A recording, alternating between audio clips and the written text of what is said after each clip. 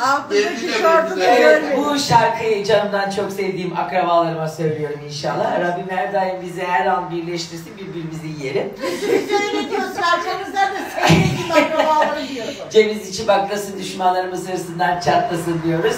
Yeşil ördek gibi dallı... Bak çöllere dalıyorum. Bak yaşıyorum şarkıyı.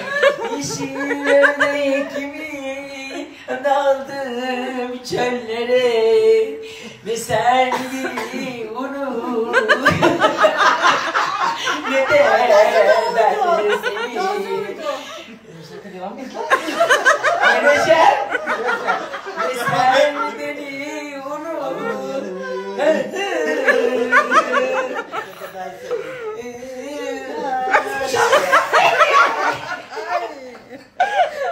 Yanayım yanayım yanayım ateşlerde yanayım.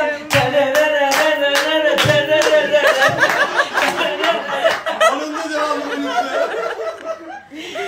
Biz böyle biraz hızlı söylüyoruz. Neydi o? Balkanların günü neydi? Pakistan'ın esiri, salanak yürü, Balkanların gülü, yavrum seni gidi göçmen kız.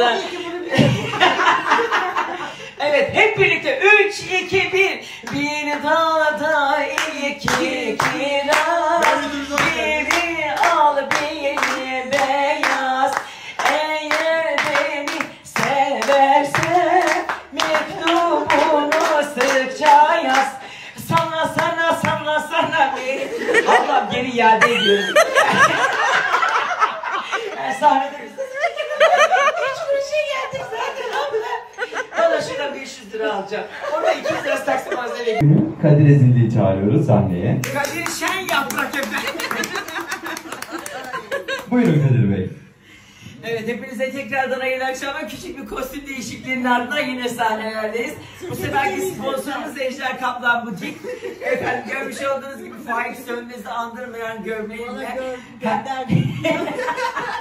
her türlü nişana kınaya gidiyorum, zaten bu gömleğimle tanıyorlar. Bu akşam da sizler için Şengül'üm nanay nanay diyoruz efendim.